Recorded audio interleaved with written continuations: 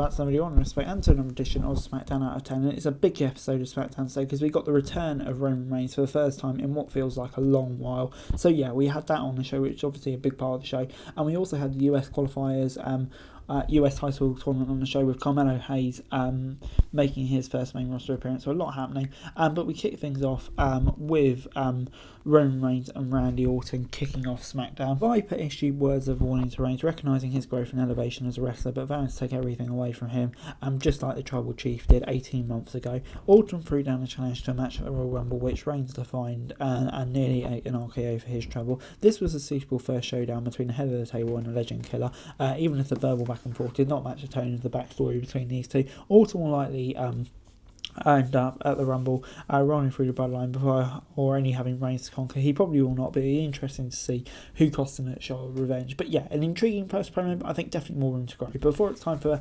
Hayes' main roster debut, taking on Grayson Waller, of course familiar face from their time in NXT.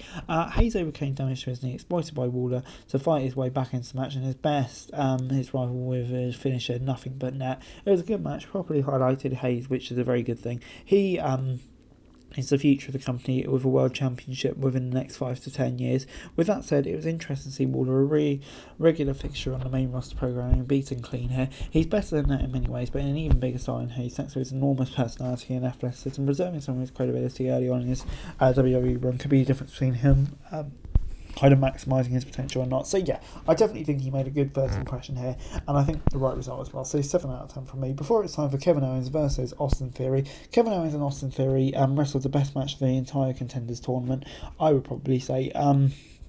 With the heel focusing his attack on the broken right hand of his opponent, Owens sold multi for Theory and mounted a comeback using every limb he could in that effective one. Ultimately, the tenacious villain determined to target Owens' hand and expose it by ripping off the cast, which ultimately doomed him as the prize fighter rocked him with the encased hand and scored the pinfall off it. Good action, a focused story, and a good intensity from the victorious Owens elevated this one and set up one hell of a match next week between Owens and Hayes, which I can't wait for. But yeah, I don't know, I would say it's probably a really solid match. I'm going to give it a 6 out of 10 though, just because I kind of feel like we've seen this a lot. The finish was really intriguing. I really like the finish as well.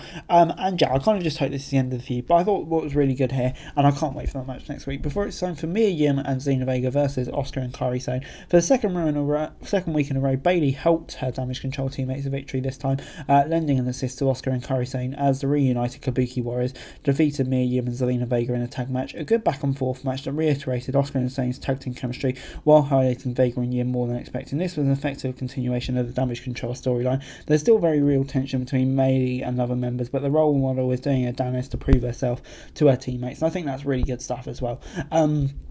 Triple H can, do really long booking, so yeah, it's not going to rush it, and I think give it what it deserves because it's a really intriguing storyline. We can all see where it's going, but I think the build up to it's going to be great. But yeah, moving on to Randy versus Jimmy.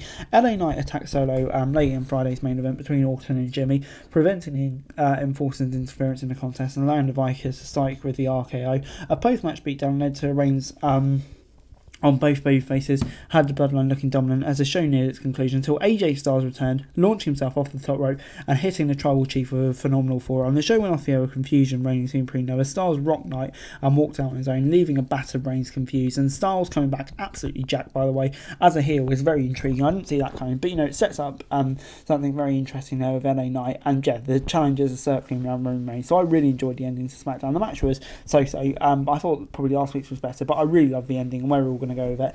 Yeah, definitely creates an intriguing dynamic. And overall, SmackDown this week gets a 7 out of 10 from me. I thought, yeah, a really good episode of SmackDown this week. Yeah, I mean, lots of great action on there. The US tournament continues to deliver. The main event segment was really fun as well. So yeah, there was a lot going on in this Dynamite, which I really, really enjoyed. On this SmackDown, sorry, I really, really enjoyed.